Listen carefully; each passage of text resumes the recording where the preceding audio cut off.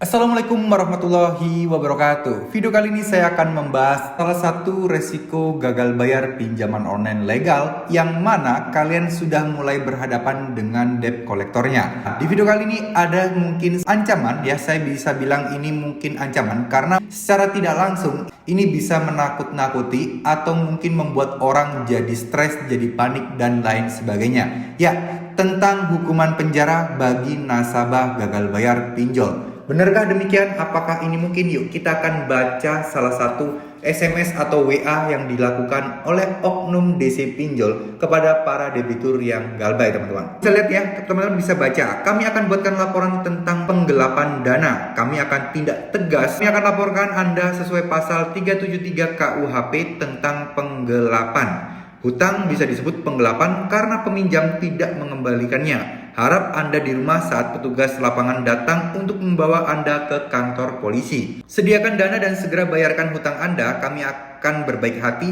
untuk memberikan waktu 3 sampai dengan 3 hari lagi. Nah, ini maksudnya gimana ya? Yang jelas di sini DC-nya tuh maksudnya tuh bilang dia akan memberikan waktu 3 hari lagi untuk melunasi hutangnya. Jika enggak, maka mereka akan melaporkan ke polisi. Nah, mungkin buat sebagian orang yang nggak paham tentang hukum perdata atau hutang piutang seperti ini, maka orang pasti akan panik, pasti akan kepikiran, stres melihat ini. Siapa sih yang enggak kalau sampai berurusan dengan hukum, dengan polisi hanya karena hutang seperti ini. Nah, jika memang benar pasal seperti ini adalah pasal penggelapan, nah kalian tidak akan bisa dijerat ke pasal penggelapan uang. Karena apa? Karena kan kalian ada kesepakatan memang antara peminjam dan pemberi pinjaman. Tapi itu tidak bisa termasuk dalam kategori penggelapan.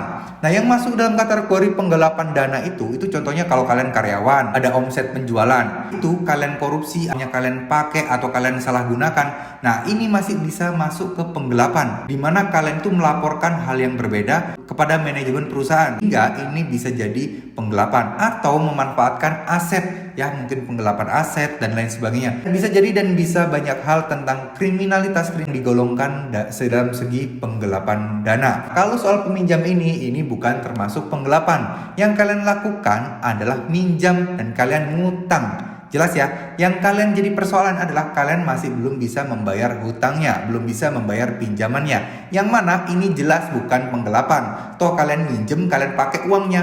Tentunya seizin dari pemilik atau pemberi pinjaman uang kepada kalian. Sehingga kalian bebas dong mau menggunakan uang itu untuk apa. Nah, cuman kalian memang lalai atau mungkin tidak bisa membayar sesuai dengan target atau tenggat waktunya. Nah, ini namanya hutang piutang. Kalian minjem uangnya pun bukan pemaksaan, bukan menodong, bukan merampas.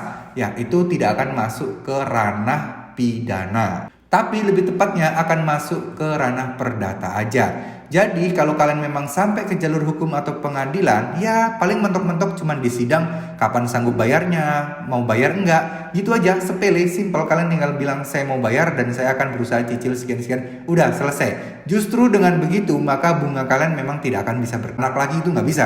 Stok hutang kalian segini, putusan pengadilan ya udah kelar, kalian tinggal harus melunasi sisanya, udah beres segitu aja teman-teman ya. Jadi nggak ada yang harus kalian pikirkan yang aneh-aneh, nggak usah. Intinya cara-cara seperti ini, cara-cara menakut-nakuti dan membuat panik ini sudah dilakukan DC pinjol ini, oknum-oknum ini sudah sejak lama banget, dan mungkin cara seperti ini memang tergolong efektif dan efisien. Tapi kalian bisa lihat perubahan dan perbedaannya ya teman-teman. Kalau dulu itu nggak pakai menyebutkan pasal, yang jelas cuman penggelapan dana akan dilaporkan dalam kasus penggelapan dana atau pencurian uang atau maling. Sekarang ini pun kalian juga lihat perbedaannya juga. Di situ ada statement menjelaskan bahwa utang yang diberikan dan tidak bisa dibayarkan termasuk penggelapan. Nah, statement ini tujuannya adalah apa sih? Untuk memperkuat statement pertama tentang pasal tentang penggelapan tadi.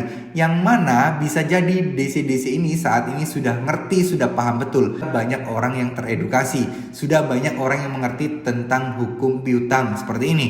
Jadi mereka seakan-akan menambahkan suatu statement yang memperkuat, yang membuat orang itu yakin, wah iya ya, jangan-jangan utang itu kalau nggak dibayar masuk ke penggelapan ya. Jangan takut hal itu, kalian bisa cari langsung di Google dimanapun. Yang jelas kalian ketika diancam apapun, kalian tidak menerimanya mentah-mentah, tapi kalian riset, kalian cari datanya, kalian cari informasinya di internet itu banyak teman-teman ya. Jadi nggak usah takut, kalian nggak usah panik.